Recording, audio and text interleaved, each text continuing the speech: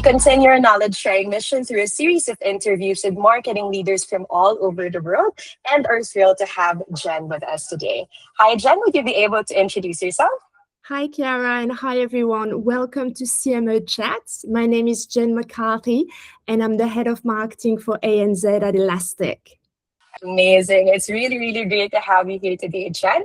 Would you be able to tell us about your role at Elastic? Yeah, of course.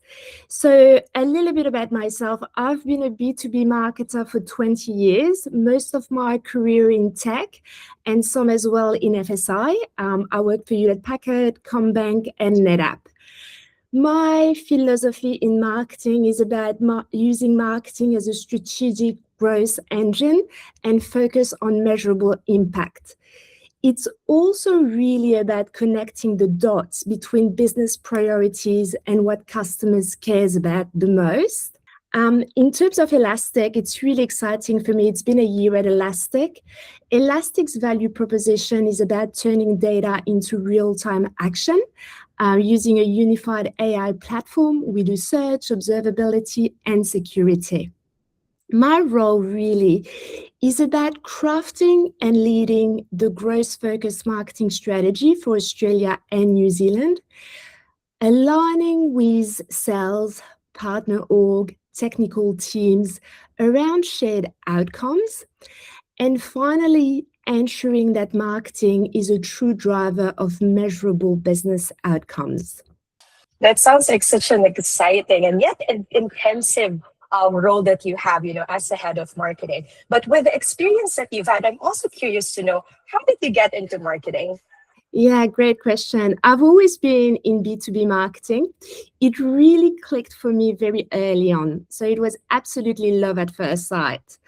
I majored in marketing in France over 20 years ago. Early in my career, I had the opportunity to spend time in Shanghai, which really broadened my perspective. And over the years, I've built a strong foundation between hands-on practical experience. And what I'm most passionate about is turning complex solutions into simple, digestible messages, creating unique and engaging customer experiences, and obviously driving measurable outcomes that actually help businesses grow. That sounds really great. And I see that you've worked across different regions across the world, like ANZ, Europe, as well as Asia. How does that global experience shape the way you think about marketing leadership today? Yeah, it's really broadened and giving me a broad experience and perspective on how things are slightly different. Yeah, business challenges differ by country. Customer expectation vary, and cultural differences really matter. One of the biggest things I've learned is the balance between being globally consistent and locally relevant. And I'll unpack that a little bit. So globally consistent means keeping the core brand story clear, cohesive, and consistent. And locally relevant means adapting the story to fit the local culture. I think that's really wonderful to hear and see coming from a marketing leader such as yourself. But with all of the different facets that you deal with on a daily basis, I'm also curious to know, what is your main marketing focus at the moment? And why do you think they're important to your company's growth and success? Yeah, and everybody talks about it. So there's quite a bit of hype at the moment, but I cannot go through that interview without talking about artificial intelligence. But I will talk about AI in the context of how it's transforming marketing. At Elastic, we're applying AI in very practical ways, really. So, for example, we use it for scoring leads based on behavioral signals. We're also using it to predict the likelihood of a meaningful sales conversion. And it's helping us move customers through the consideration journey. More specifically, our AI model analyzes things like website activity, content engagement, event participation. And this really helps us prioritize marketing qualified leads that are most likely to convert. So the impact is huge. The impact is huge on the sales team being able to focus on the right opportunities. There's also less wasted effort and obviously faster pipeline growth. I think you brought up some really relevant, I guess, challenges or pain points that a lot of marketers are currently facing today. And I think you've touched on it, which is also related to my next question, which is what would you say is the biggest challenge that marketers are facing today? I think there are lots of challenges, but if I've got to pick one, it will be about cutting through and being memorable. One of the biggest challenge today is really standing out in a really crowded market. We're overwhelmed with information more than we've ever been. So it's easy to fall into the trap of being a Me Too brand. So for me, it's about being distinctive in how you show up, having a clear, authentic brand voice, and creating experience that actually people will remember. And how does that really come through? It's your messaging, it's your customer experience, it's your thought leadership. Because ultimately, being memorable is what positions you as a leader, not just another option, but really a thought leader in the market. Such compelling statements, Jan. Really, really interesting. And I think that also is related to the next question or to the next point. With all of the technology, the amount of technology that's available today, what do you believe is the biggest opportunity for marketing leaders or CMOs today that might not have been, available in the past? Yeah, I believe the biggest shift is the sheer volume of data we now have access to. It's no longer about guessing what customers want. We can actually see it in real time. In the past, insights were often delayed, incomplete, but now you can connect across multiple touch points and get much clearer picture of the customer journey. What's really powerful is turning that data into actionable insight, not just reporting what happened, but understanding why it happened and what to do next. We can now identify patterns in a way that is simple, wasn't possible before, which makes marketing much more proactive. And if I dig deeper into that, there's another big opportunity, which is real-time optimization. So when a campaign is in market, you're constantly learning, you're refining campaign instead of waiting for the end to evaluate performance.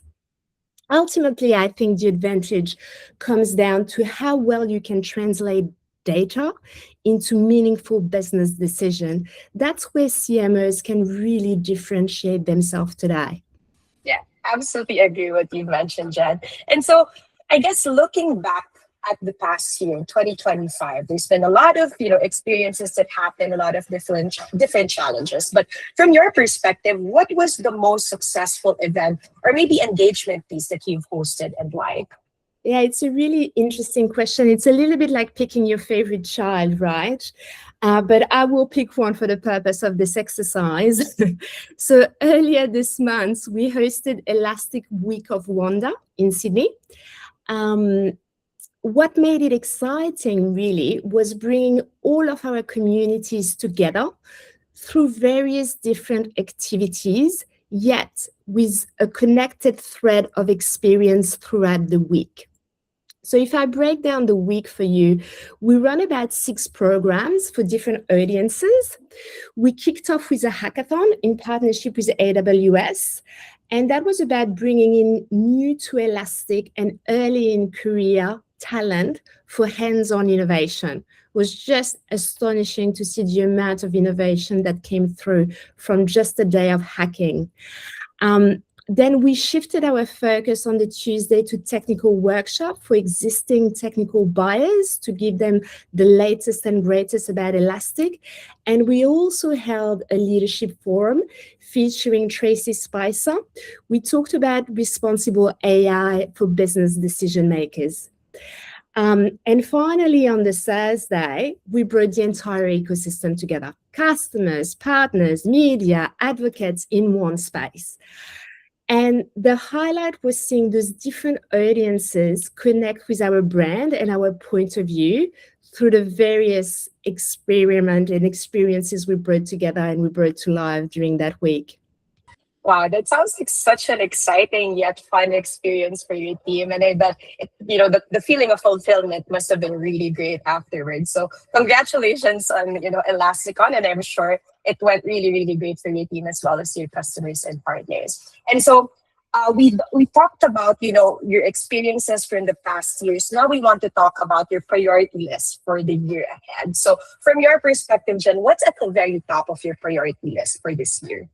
So top priority for the year is with no doubt growing the business, focusing on programs that build awareness, generate demand, accelerate pipeline, and overall deliver measurable impact across Australia and New Zealand.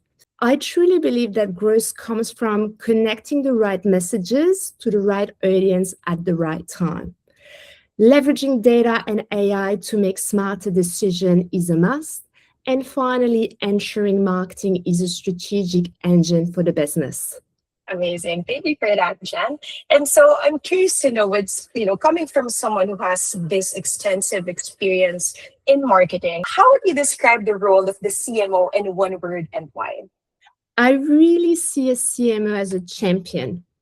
And there's twofold to that answer. The CMO is the champion internally and externally. So let me unpack that a bit.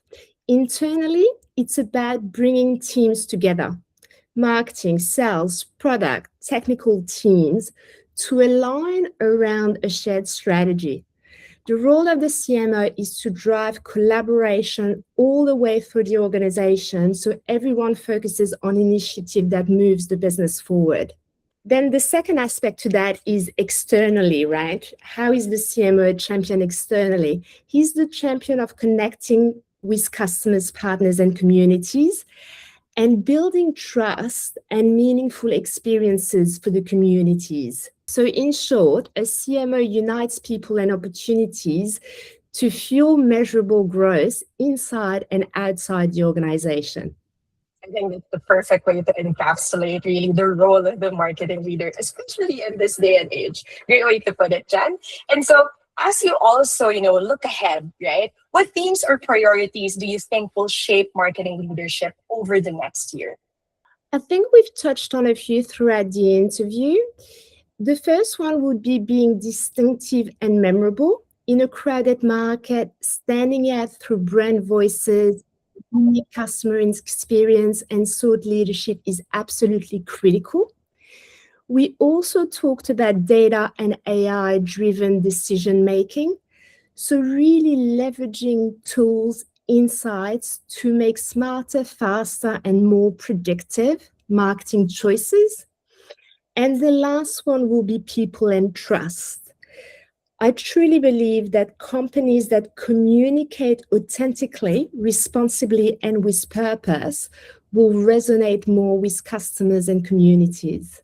Absolutely agree with what you mentioned on that front, Jen.